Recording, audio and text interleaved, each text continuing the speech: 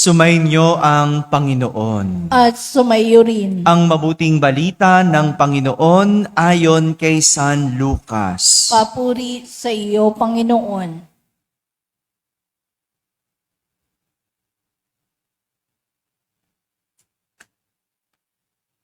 Noong panahong iyon, sinabi ni Jesus, "Kawawa ka, Corazin, kawawa ka, Betsaida, sapagkat kung sa Tiro at Sidon ginawa ang mga kababalaghang ginawa rito sa inyo, di sinsanay malanlaon na silang nagdaramit ng sako at nauupo sa abo upang ipakilalang sila'y nagsisisi.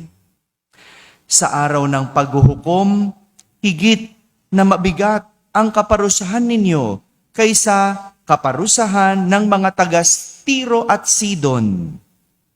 At ikaw naman, Capernaum, ibig mong mataas hanggang sa langit, ibabagsak ka sa Hades. Ang nakikinig sa inyo'y nakikinig sa akin. Ang nagtatakwil sa inyo'y nagtatakwil sa akin. At ang nagtatakwil sa akin ay nagtatakwil sa nagsugo sa akin." Mga kapatid, ang mabuting balita ng Panginoon. Pinupuri ka namin, Panginoong Jesucristo. Umupo ang lahat at makinig sa homilya. Magandang umaga po sa inyong lahat. Sa mga nasa barangay, nasa tahanan na nagsisimba via online at sa lahat ng nasa abroad, kasama kayo sa aming banal na pagdiriwang dito sa ating parokya. Kawawa ka, Corazin, kawawa ka, Betsaida. Sabihin nyo nga po, kawawa. Ito yung pahayag ni Jesus sa mga tao na nasa lugar na ito. Kawawa. Sapagkat sila ang mga nakakita ng milagro. Sila yung mga nakaranas ng kabutihan at kadakilaan ni Jesus. Ngunit, hindi sila nagbago. Kawawa. Kasi nanatili silang nagpasasa sa kasalanan. Kaya nga, sabi ni Jesus, kung sa mga taga-Tiro at Sidon ginawa yung kababalaghan, kung sa mga taga-Tiro at Sidon nakaranas sila ng kabutihan ni Jesus, di sana nagbago sila. Kawawa. Kailan ba natin sinasabi ang kawawa? Hello? Ha?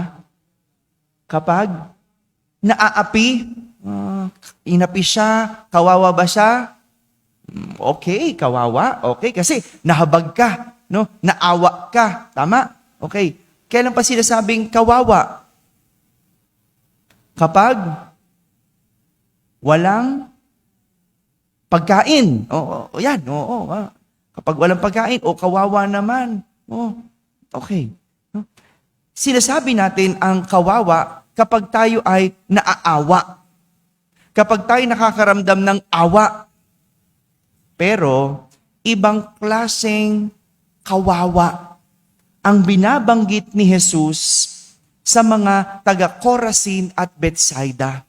Ito yung klase ng awa na may pagkainis. Naramdaman nyo na ba yon? Yung naawa kayo, pero naiinis kayo. Yung naawa ka kasi wala siyang pagkain, di ba? Pero alam mo, inubos niya yung pera eh. No? Nung bagong sweldo, nagpakulay ng buhok. Tapos, nagpakilay. Bumili ng bagong damit. Bumili ng bagong sapatos. Kaya ngayon, pecha de peligro, walang pera. Nakakaawa ba yon? Nakakaawang, nakakainis. Di ba?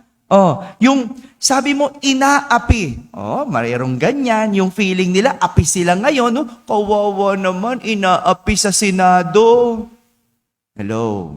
Ha? Kawawa naman, binabash sila. Oh, okay. Pero, ano bang ginawa mo? Hello. 'Di ba?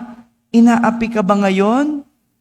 Pero, nagpasasa ka.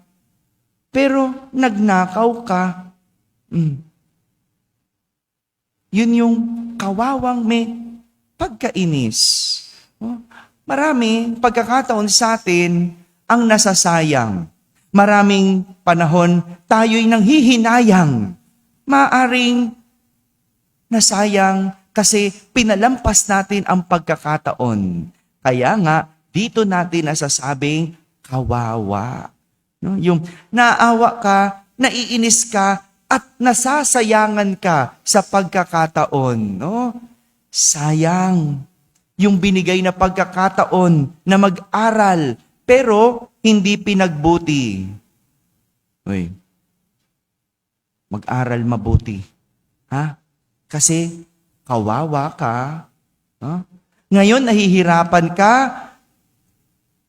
kasi naghahanap ka ng trabaho, pero nung may trabaho ka, pabaya ka. Oh, kawawa ka. Oh, bumagsak sa exam, oh, kawawa. Pero kasi cellphone ka ng cellphone, hindi ka nag-aaral. Oh, yung kawawa na may awa, naiinis at nanghihinayang. 'Di ba? Sayang yung pagkakataon na ikaw ay nakagawa sana ng kabutihan. Ngunit, hindi mo pinili. Sayang yung relasyon na sana inalagaan mo, ngunit pinabayaan mo. Kaya magulo ang buhay ngayon. Sayang. Ito yung mga panahong sinasabi ni Jesus, kawawa. Yung sayang yung pagkakataon na sana ikaw ay isang magulang, pero anong ginawa mo? Pina-abort mo. Oh, sayang. Ang dami gusto maging magulang. Ang dami gusto magkaanak, pero ikaw nagkaanak. Anong ginawa mo?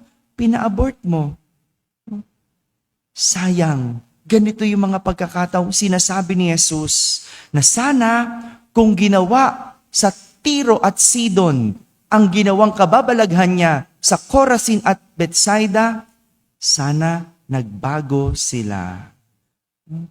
May mga bagay na nasasayang tayo. May mga pagkakataong nasasayang tayo. Kaya nga, ang hamon sa atin, wag na wag pabayaan ang pagkakataon. Kapag nakapag-abroad ka na, ay sipagan mo na. Ngayong nagkapamilya ka, mahalin mo sila. Ngayong sinuwerte ka sa buhay o pinagpala ka sa buhay, ingatan mo. Huwag kang gastador.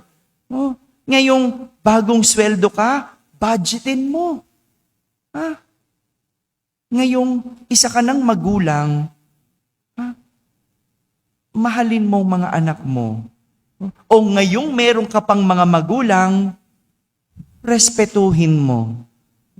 Di ba minsan, no? Kung kailan wala na, saka tayo iiyak-iyak. Di ba?